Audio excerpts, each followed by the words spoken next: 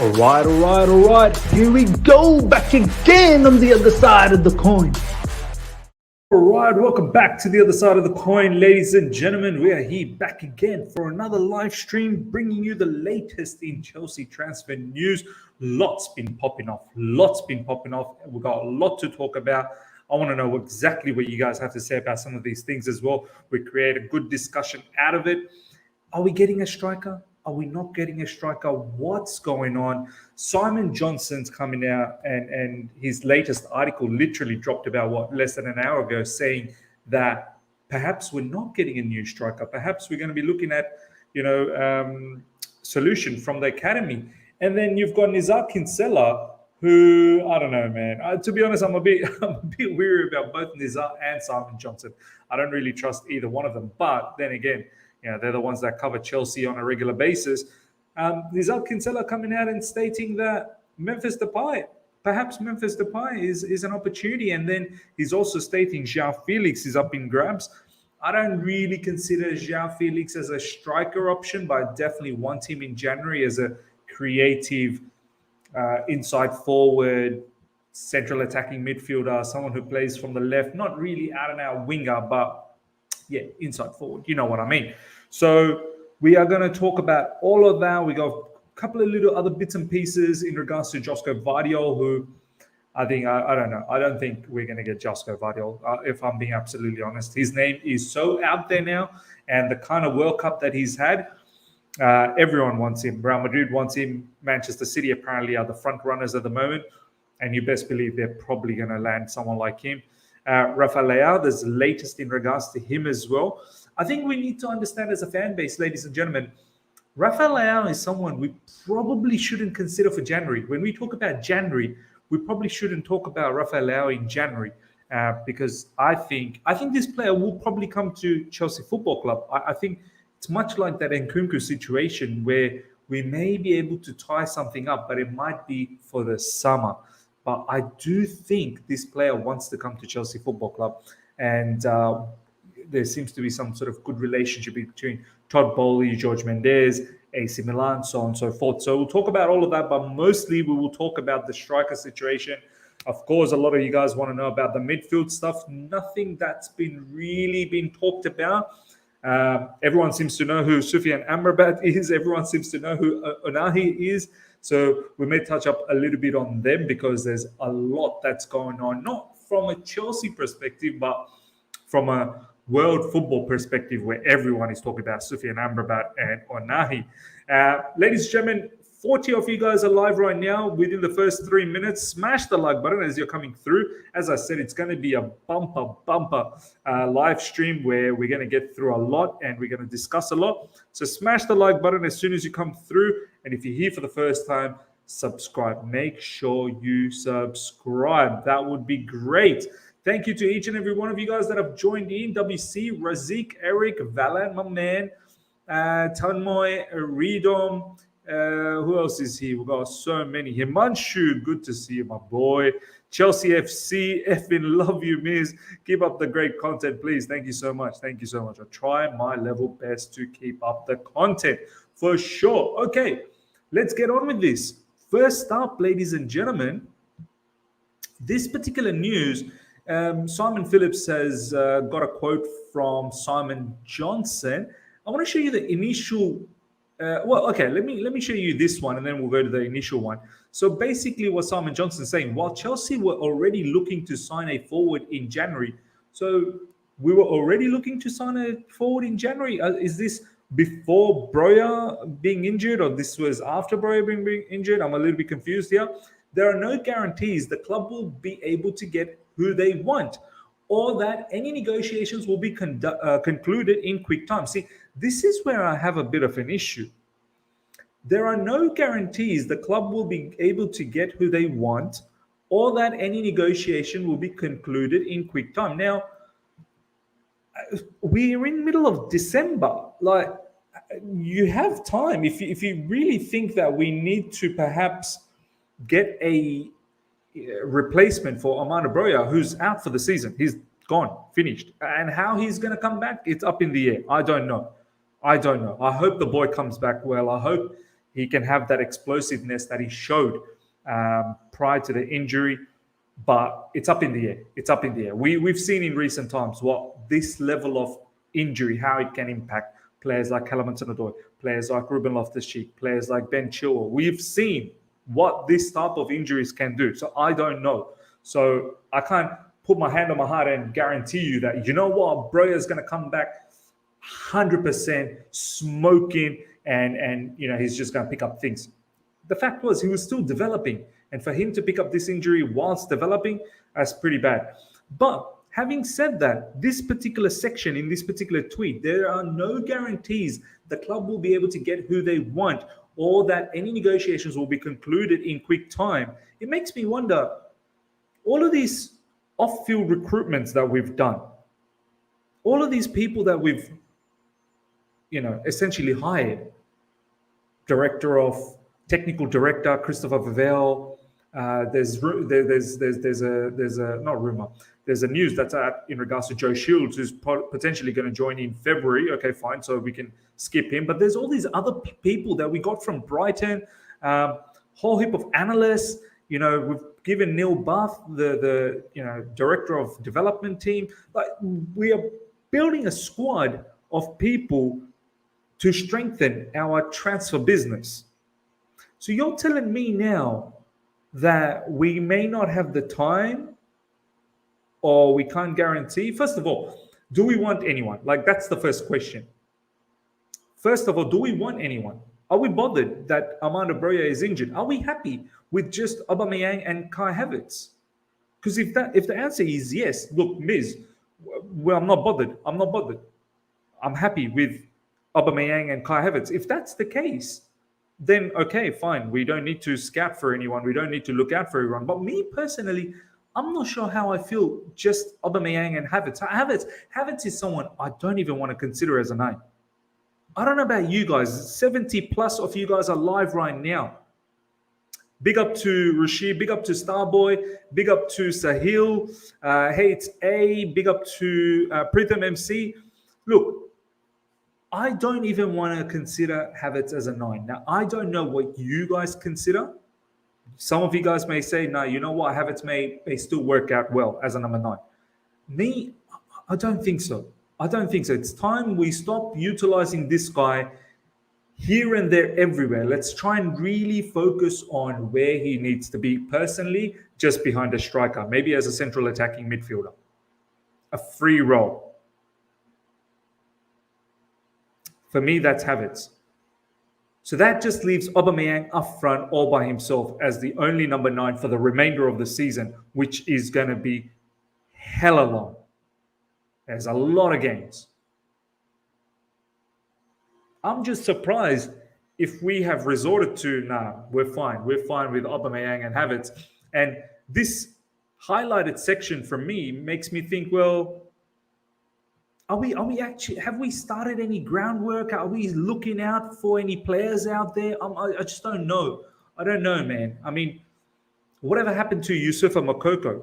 Seems like he's going to sign a contract extension with Dortmund.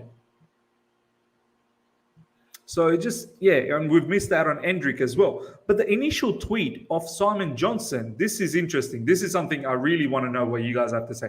Nearly 80 of you guys are live right now. Smash the like button, ladies and gentlemen. Absolutely annihilate that like button while you're at it. This is what initially Simon Johnson said.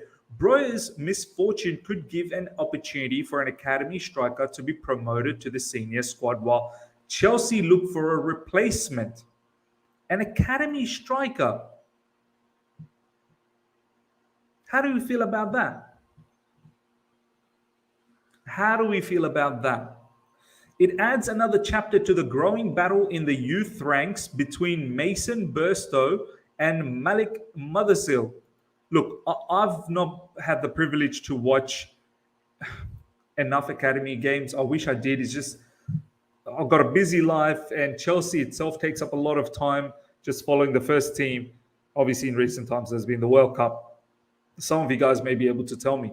Mason Burstow and Malik Mothersille, like, are they ready to take the leap to the Premier League? Can we actually bring these brothers on to give Aubameyang a bit of a rest? Can these brothers actually play some minutes in the Premier League or even in the Champions League?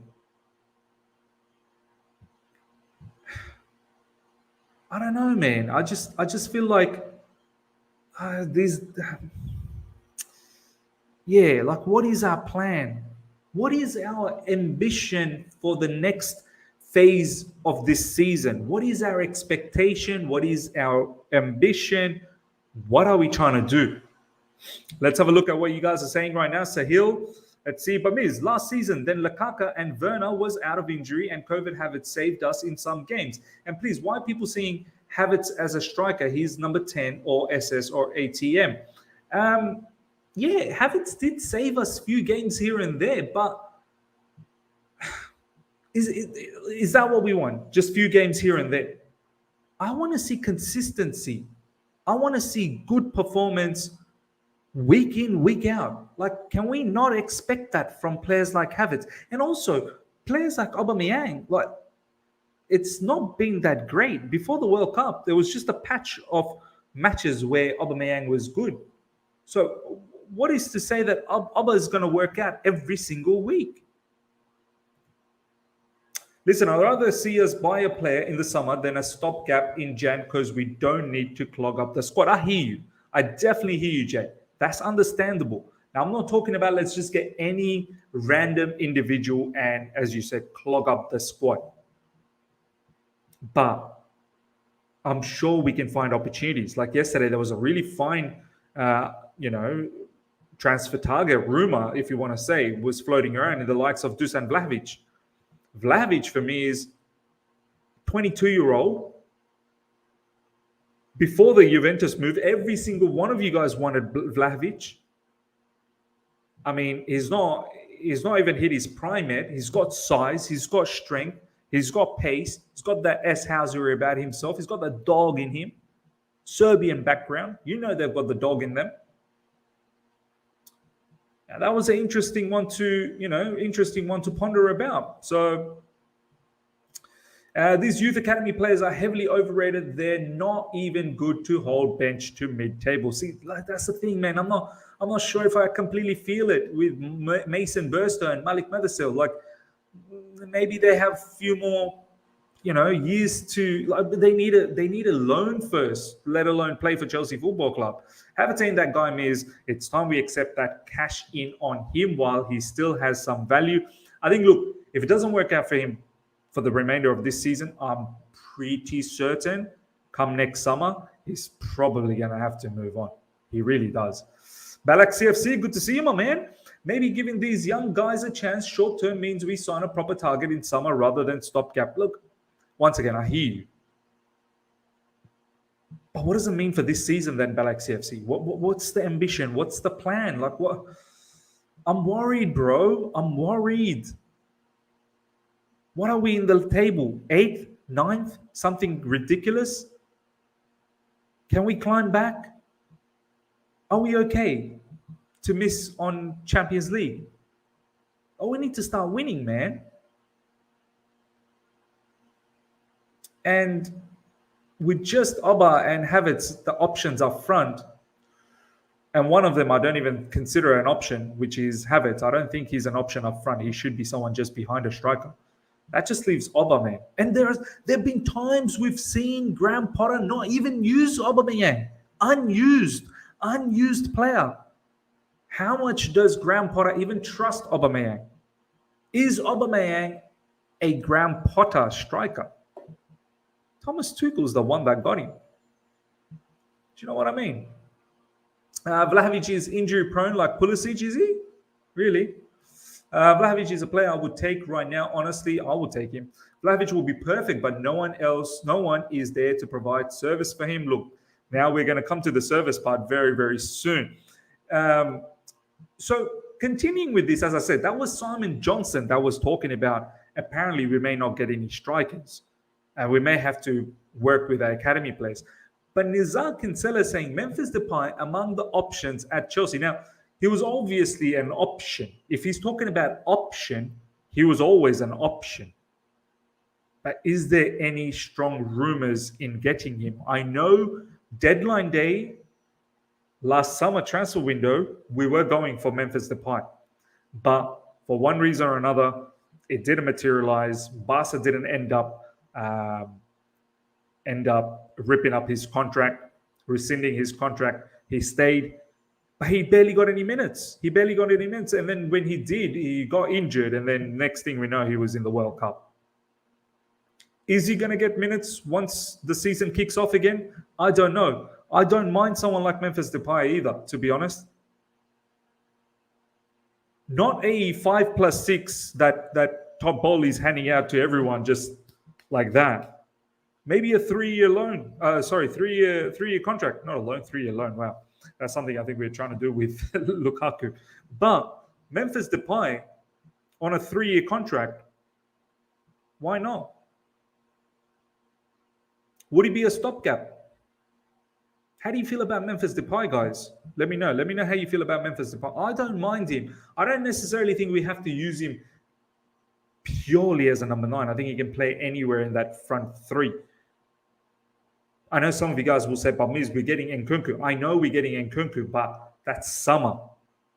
And as I said, even Rafael Leao, let's not bring in Rafael Leao's conversation in this piece either, because I don't think Rafael Leao is coming in January. That's another summer thing. Is Memphis Depay someone that we can possibly bring in who can be utilized on the right side, on the left side? You know, potentially players like Pulisic, Ziyech, we don't know what the future holds for them. Could this be an opportunity where we can use this player all across the front 3? Valan, thank you so much for the super chat. Seeing how we are constantly targeting players under 25 years old, I really doubt Depay is a target. Plus, Nizar has fallen off. Don't really trust me. Yeah, look, to be honest, I probably don't even trust Simon Johnson either, if I'm being absolutely honest. So, Nizar is saying there could be, I mean, he's an option, but I think we all knew Memphis Depay was an option. But how much of an option?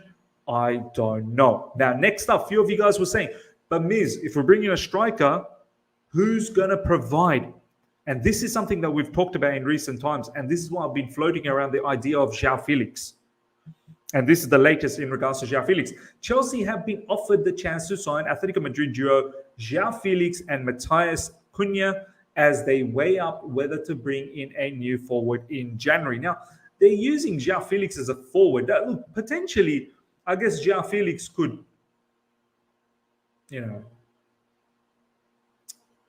could do okay. I mean, not okay. Could do as a striker as well. Even though I don't prefer him to be a number 9, false 9, whatever you want to say. Do you know what I mean? I rather utilize him as an inside forward, someone who starts from the left, drifts into the central areas, someone maybe just behind a striker.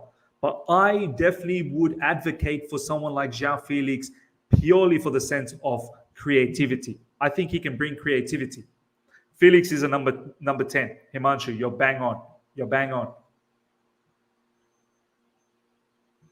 I would use someone like João Felix as a number 10. And that's, for me, where the creativity comes in. Now, if we get someone like João Felix, I may be okay with not getting a striker. Because then I'm thinking João Felix can provide for Aubameyang. João Felix could potentially link up with Havertz. Do you know what I mean? In tandem, they could work both. Take turns. One becomes a false 9, the other one drops, then the other one takes over as a false 9. Maybe there could be a chance where they can work in tandem. But definitely someone like Aubameyang who could get the service from João Felix. That's what I like João Felix. Matheus Cunha, I'm not entirely sure about him, but let's see what you guys are saying. Memphis Depay, I think this is a stopgap too. That potentially is, but I think there's good value in Memphis Depay. I think you can utilize him all across the front 3, which is a good option to have. Best option, terminate Lukaku's loan spell. Wow, bring in Lukaku. Some of you guys are saying bring in Lukaku. I don't think he wants to come back though. But then again, he's not the one in power. We are the one in power. Absolutely, Ziyech and Pulisic have to play, but honestly, we need a striker. Look, I would be so surprised once Ziyech and I think Pulisic is back anyway. But once Ziyech comes back as well and the Premier League starts, I'll be a little bit surprised. I won't be so surprised. I'll be a little bit surprised if these two players don't get a sniffing in the first team. And if that's the case, I want them gone in January.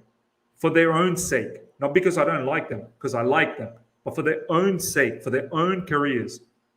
They deserve to go out and play somewhere else.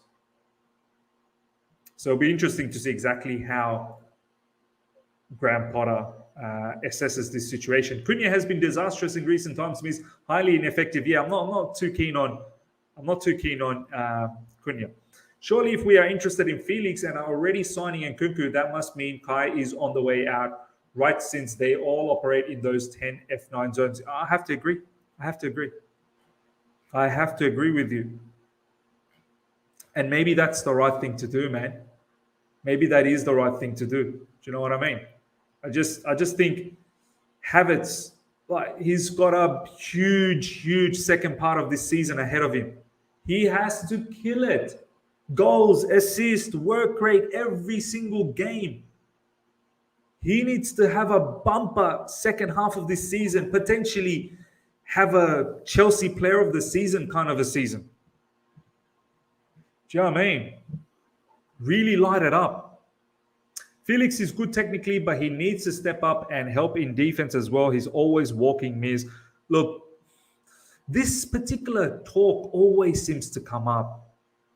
Leao every now and then seems a little bit lazy. Felix seems to be walking. This, that, the other. Ronaldo can't press. Look, there are certain players, and I think it was some of you guys, maybe it might have been Balak CFC who said it earlier when we did that Morocco-France watch-along. There are going to be certain players where you're going to have to compensate for them because of their attacking nature. This is why, like, Graham Potter as a coach, and not just Graham Potter, even Thomas Tuchel when he was the coach, you need to understand the dynamics of the team, man. I'm not saying that Felix shouldn't work hard. No, he should work hard, but there needs to be some form of give. If you want Felix to concentrate a lot on attack and being an outlet in transition, you don't want Felix to be so deep in our half defending. Because we need him in transition to burst. So then you as a team, you have to create a system that accommodates for that. You know what I'm saying? Like, imagine without the ball, Felix is next to the DM. Much like what we saw with Griezmann yesterday. Griezmann was mad. Griezmann at times was a centre-back yesterday. But that's because France were leading 1-0 and they were trying to protect that lead and they were looking for counter. And they know they have an outlet like Mbappe up front. So what they did was they had most of their bodies in the back. But as you see, even France accommodate for Mbappe. Mbappe, you're not going to see Mbappe in defense. Mbappe is always up in the front area. He's an outlet. So we have to get away from this notion of, but especially players like Felix. Do you know what I mean? I feel like Felix has that creative sense. I know in recent times I've been talking about Rafael Leao in that sense that I need him to work a little bit harder. But yeah, if Rafael Leao can produce those moments, then that's fine. I still think he probably needs to work a little bit harder off the ball when pressing, when we want to press high up. But yeah, that's just my thought. There's bad news. No, not just Chelsea. Sources confirm that clubs like Barcelona, Inter Milan, and Liverpool are also trying to close their deals on Moukoko. Yeah, it looks like all sorts of Moukoko rumors are in the drain with Chelsea. It's amazing. Like, it seemed like we were going to sign him, and then all of a sudden we have not been quick enough, or we're not even contacted him. It's mad. Balak CFC, we want flair players, but then always complain they are lazy, but then we criticize Mount for having the work rate, but no flair. Make up your mind, people. Exactly. Look, this is why there needs to be a balance. Certain players are going to bring flair, certain players are going to bring work rate. Both are needed. Both are needed, and both need to be identified what they're good at. and they need to be penciled in those areas. You can't have a workhorse like Mount to stay up and asking him to create. For me, Mount is needed. He's an engine. But I feel like you need him deeper. But then you have someone like Ziyech, let's say for argument's sake, you want him a little bit further up so he can create his magic with these passes, long-range shots, and so on and so forth. I'm just throwing a name out there. I know Ziyech might not be one of many of you guys' favorite players, but okay, let's just throw Sterling or something. Or Christian Pulisic, whoever we've got. Or maybe if we get, João Felix. One player not running can be compensated by, it's a matter of what kind of system Potter wants. If he wants high pressing football, then he can't have lazy players and make out our left side a weakness. I hear you as well. That's a sensible talk. And this is what it comes down to. What does Potter want? Does he want to press from the front? Because there are many ways of winning a football game. There's not just one way of winning football game. Like, that's just press. Press from the front and try and win the ball from the front. That's the only way to win games. No, there is a thing called pressing from midfield or pressing from deeper, allowing, sucking in the opposition to come to you and then counter-pressing to win the ball and hit them on the transition. Mid-block. Do you know what I mean? Starting the press from middle. You don't always have to start the press from the... But this is the thing. It all depends on what Graham Potter wants to do. For example, Liverpool, they want to press from the front. But it can leave you a little bit exposed. If the opposition is smart enough to beat your press, you can be left exposed at the back. For example, Inter Milan, you would have seen all the tactical videos that I did with Ryan a while back. Inter Milan, when they won the Serie A with Lukaku, they applied a mid block. They didn't press from the front. They applied they allowed the opposition to come to the midfield, middle of the field, a little bit deeper than middle on their own half, and then they counter-press them and hit them on the transition. There are different ways to win a match. That's all I'm saying. Next up, ladies and gentlemen, Chelsea are prepared to offer the Rossoneri a sum of around 100 million euros for Rafael Leão at the end of the season. They're also ready to offer the player a monstrous contract in order to convince him to move to Chelsea. Look, I honestly think this is going to happen. And I'm so happy. But it's going to be a summer thing. So I'm expecting Nkunku and Rafael Leão for the season of 2023-2024 straight away. Preseason, all those preseason matches, whether it's going to be in America or Asia, whatever the case is, I want to see Rafael Leão and Nkunku getting integrated into the first team under Graham Potter, obviously. But I'm confident. I don't think anyone else should be coming after this player. If we can wrap things up in January, much like what we did with Nkunku, get a deal going with AC Milan, because AC Milan at the end of the season, they'll only have one more season left with Rafael Leão. One more season. And if they don't sell in the summer, they could potentially lose him on a pre-agreement by next January. Not the coming one, but the next one. So if we are willing to offer 100 million euros, that's a good deal. That's a good deal for someone like Rafael Leão. But I think this one we shouldn't talk too much about in regards to January.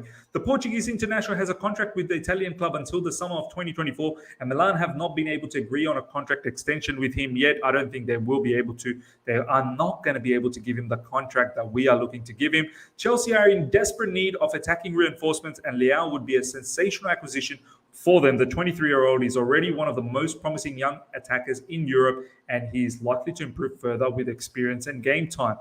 He has the physical and technical attributes to succeed in English football, and he could transform Chelsea in the final third. So, yeah, that's all true. That's absolutely all true, but this is the key part.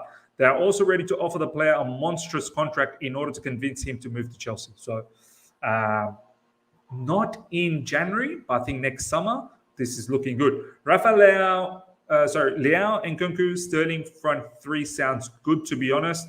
Imagine if you can throw in someone like Felix as well. Bring me Leao and Nkunku, Sterling. There you go. A lot of people are talking about this. Leao and Nkunku, world class. Completing this in the summer.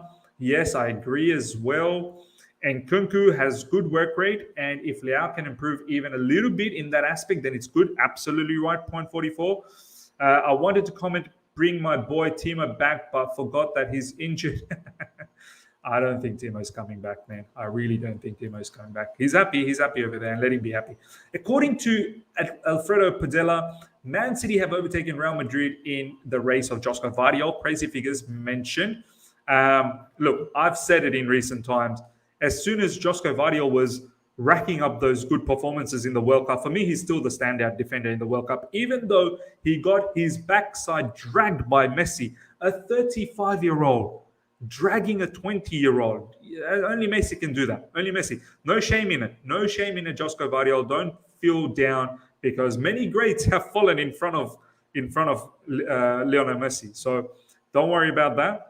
I know it looked funny. I know the memes are going around. I know it's looking ridiculous for Joško Gvardiol, but Messi can make anyone look like a fool. So yeah, I wouldn't be too worried. But I said, as he's been having these performances, more clubs are looking at him, and you know, we've seen Joško Gvardiol is so composed in defense, with the ball, always looking to pass through the middle. None of this sideways stuff. Yeah, every now and then, but always through the middle, penetrating through the middle.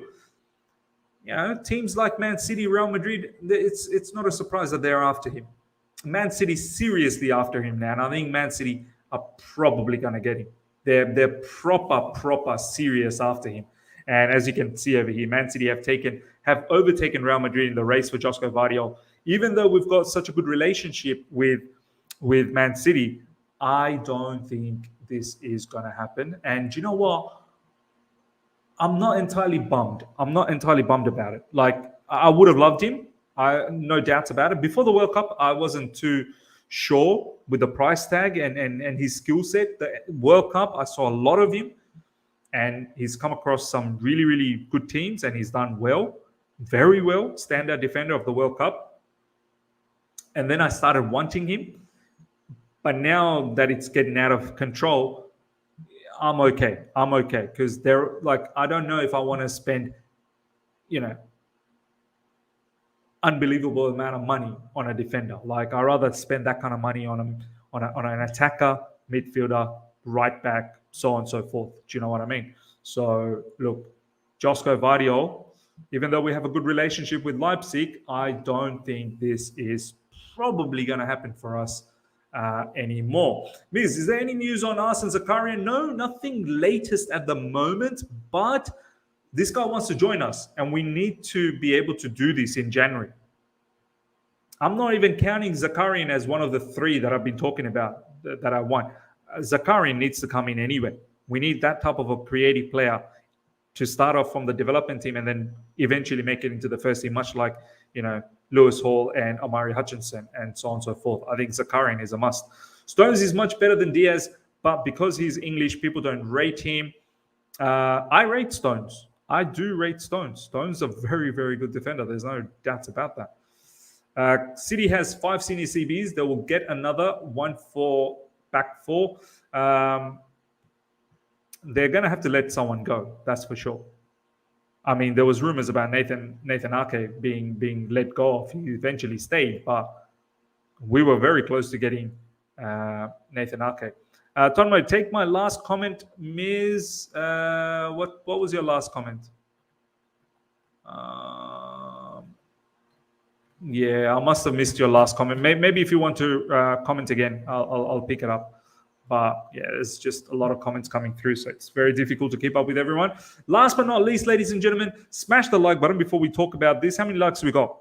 51 likes. We've got well over 180 people live right now. Smash the like button. Get those likes up to 100. It would be amazing to get 100 during the live stream. Hope you guys are really enjoying this discussion and this interaction as well.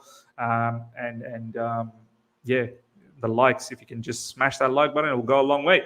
Now, some of the Chelsea's World Cup players back training at Cobham today, including Denis Zakaria, Kai Havertz, and Kalidou Koulibaly. I saw some pictures. I think I might have seen some pictures of Mendy as well, Christian Pulisic as well. So this was obviously a news from yesterday. So the lads are back. Good to have them back. Look, all of these players that are coming back from the World Cup, obviously Kovacic and Ziyech, they'll have one more match. They're playing actually against each other. Croatia versus Morocco. They played each other in the group stage. They get to play each other again. I hope Morocco gets the win, man. They really deserve to come third. It will be fantastic achievement for Morocco and for the continent of Africa and the world, the Arab world as well. Like it'll be fantastic to have someone like Morocco come third. So I'm really rooting for them to come third. I really want to see more of Onahi. I want to see more of Amrabat. Onahi. Wow, he ain't staying at Angers, wherever he is. He ain't staying there for too long. Onahi was sensational. His one-touch play with Ziyech, Hakimi on that right side, that was that 10 to 15 minutes post-second half. France were sweating. And that tackle from Amrabat, Soufiane Amrabat, to catch up on Mbappe, who was galloping down the track. Amrabat is going places all. But in regards to the players that are coming back, ladies and gentlemen, Christian Pulisic, we'll find out what the future holds for him. Is he going to be a Chelsea player? Is he not going to be a Chelsea player? We'll see. Does he get utilized? Kalidou Koulibaly has to pick up the pieces, man. I have to be honest. I wasn't totally impressed by him just before he went to the World Cup. He was a bit dodgy. Even in the World Cup, he was a little bit dodgy here and there. I need Kalidou Koulibaly. You're the experienced guy that we got. Do you know what I mean? I don't know where the mindset of Thiago Silva might be. He looked so devastated after the Brazil's elimination from the quarterfinals. I don't know where Silva's mindset would be, man. There was a story from Silva's wife, Bella Silva. She put out a story where Silva was just in the balcony, and she wrote down he's been just standing there in the balcony for hours and hours, days after days, just pondering, just being alone, lonely. Like you just wonder where Silva's mindset might be. Was he preparing his body all this time for the World Cup? And now that the World Cup is over, and now that he knows that there is no more World Cup in him, and next one is in 4 years. And he's going to be 42, I believe. I think he's 38. Where is his mindset going to be? I know these are all professionals, but at the end of the day, they're human as well. Mendy, where is his mindset going to be? You best believe, I'm so certain Mendy is one of those players that probably don't appreciate Graham Potter. And there's rumors about us getting a new goalkeeper as well. Mason Mount, Raheem Sterling, the disappointment of England. Mount, at the end, didn't even get used that often enough. Where is his confidence going to be? Havertz, Germany out in the group stage. Where is his confidence going to be? So, a lot to look out for. I hope Graham Potter can galvanize the team, because in a couple of weeks' time, guess what, ladies and gentlemen? Nearly 160 plus of you guys are live right now. Chelsea are going to be back in a couple of weeks. Are you excited to see some scintillating football? Are you all excited to see some nice passes? None of the sideways stuff, penetrating pass through the middle, cutting edge attack on the right side, on the left side, whipping crosses, goals galore. We got our first game against Bournemouth, man, and I hope we get a victory. So I hope these players that are coming back, now that the World Cup is over, concentrate on Chelsea, man. Concentrate on Chelsea Football Club, please. That's all I have to say. Ladies and gentlemen, hope you guys have enjoyed this. Smash the like button if you have. If you're here for the first time, subscribe. We only need another 35 more likes to get 100 likes. So please smash the like button. And I shall see you guys for another video later on UK time, roughly around maybe 8:30. I'll probably have Ryan. We'll do a news segment together. All the latest news, capturing all the latest Chelsea news or transfer news, whatever it may be. and we'll do a short video and have that out later UK time. So do look out for that as well. Until next time, everyone, take care. See ya.